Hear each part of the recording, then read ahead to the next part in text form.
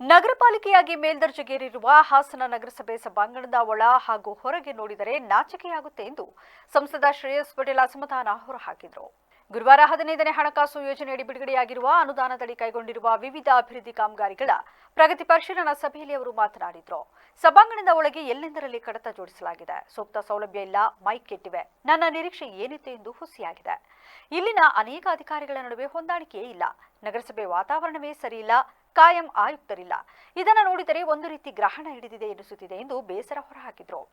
ಇದೇ ವೇಳೆ ಆರೋಗ್ಯ ನಿರೀಕ್ಷಕರು, ಆರ್ಐಗಳು ಸೇರಿದಂತೆ ಕೆಲ ಅಧಿಕಾರಿಗಳ ಕಾರ್ಯವೈಖರಿ ವಿರುದ್ಧ ಗರಮಾದ ಶ್ರೇಯಸ್, ಯಾವುದೇ ದೂರು ಬರದಂತೆ ಮರ್ಯಾದೆಯಿಂದ ಕೆಲಸ ಮಾಡಿ, ಇಲ್ಲದಿದ್ದರೆ ವರ್ಗ ಮಾಡಿಸಿಕೊಂಡು ಬೇರೆಡೆ ಹೋಗಿ ಎಂದು ವಾರ್ನಿಂಗ್ ಮಾಡಿದ್ರು. ಎಲ್ಲ ಜನಪ್ರತಿನಿಧಿಗಳು ಜನರಿಗೆ ಗೌರವ ಕೊಟ್ಟು ಕೆಲಸ ಮಾಡಿ ಎಂದು ಎಚ್ಚರಿಸಿದ್ರು. ನಗರಸಭೆಯಲ್ಲಿ ದಂಧೆ ನಡೆಯುತ್ತಿದೆ, ಸಮಸ್ಯೆಗೆ ಯಾರೊಬ್ಬರು ಸ್ಪಂದಿಸುತ್ತಿಲ್ಲ ಎಂಬ ದೂರು ಕೇಳಿಬಂದವು.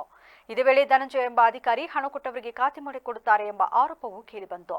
ಇವರನ್ನು ತರಾಟೆಗೆ ತೆಗೆದುಕೊಂಡ ಸಂಸದರು ಅಧಿಕಾರಿ ವಿರುದ್ಧ ರಿಪೋರ್ಟ್ ಹಾಕಿ ಎಂದು ಸೂಚಿಸಿದ್ರು. ಆಯುಕ್ತ ರಮೇಶ್ ವಾರದೊಳಗೆ ಖಾತೆ ಸಮಸ್ಯೆ ಬಗೆಹರಿಸುವ ಭರವಸೆ ನೀಡಿದ್ರು. ಅರೆಕೊರೆ ನಿಭಾಯಿಸಿ ನಗರದ ಸ್ವಚ್ಛತೆಗೆ ಆದ್ಯತೆ ನೀಡಬೇಕು. ಆಗ ನಗರಕ್ಕೆ, ನಗರಸಭೆಗೆ ಹೆಸರು ಬರಲಿದೆ. ಆ ನಿಟ್ಟಿನಲ್ಲಿ ಎಲ್ಲರೂ ಕೆಲಸ ಮಾಡಿ ಎಂದು ಎಂಪಿ ಸೂಚಿಸಿದ್ರು.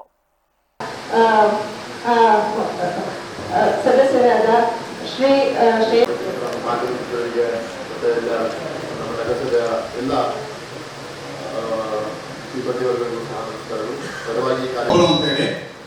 ಈಗ ನಮ್ಮ ವಾರ್ಡಲ್ಲಿ 2800 ವೋಟರ್ಸ್ ಅಂದರೆ ಜನಸಂಖ್ಯೆ, ವೋಟರ್ಸ್ ಇಲ್ಲ, ಜನಾಂತೆ ಒಂದೇ ಒಬ್ರು ಪೌರತ್ವ ಕಾರ್ಯಕ್ರಮ ಕೊಟ್ಟಿದ್ರೆ ಹೇಗೆ ಸರ್ ನಾವು ವೋಟ್ ಮಾಡ್ತೀವಿ?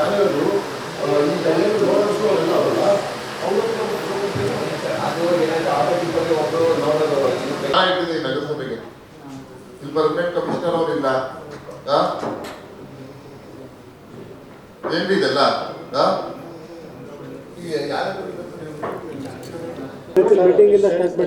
ಇವತ್ತು ನಮ್ಮ ನಗರಸಭೆಗೆ ನಮ್ಮ ಚುನಾಯಿತ ಸದಸ್ಯರುಗಳು ಮತ್ತು ನಮ್ಮ ಕಮಿಷನರ್ ಅವರು, ನಮ್ಮ ಪಿ ಡಿ ಅವರು, ನಮ್ಮೆಲ್ಲ ಇಂಜಿನಿಯರ್ಸು ಮತ್ತು ಸಿಬ್ಬಂದಿ ವರ್ಗದವರೆಲ್ಲ ಸೇರಿ ಒಂದು ಸಭೆ ಮಾಡಿದ್ವಿ. ನಮ್ಮ ಕೇಂದ್ರ ಪುರಸ್ಕೃತ ಯೋಜನೆಗಳು ಆಗಿರ್ಬೋದು ಮತ್ತು ನಗರಸಭೆಯಲ್ಲಿ ಆಗಿರುವಂಥ ಸಾರ್ವಜನಿಕರು ಸಣ್ಣ ಪುಟ್ಟ ದೂರುಗಳು ಏನು ಬರ್ತಿದೆ ಅದ್ರ ಬಗ್ಗೆ ಇವತ್ತೊಂದು ಸಭೆ ಮಾಡಿದ್ವಿ. ಖಂಡಿತವಾಗಿಯೂ ವಾಸ್ತವವಾಗಿ ನೋಡಿದ್ರೆ ನಗರಸಭೆಯಲ್ಲಿ ಸ್ವಲ್ಪ ದೂರುಗಳು ಜಾಸ್ತಿ ಇದ್ದಾವೆ. ಜೊತೆಗೆ ಆಡಳಿತದ ವ್ಯವಸ್ಥೆ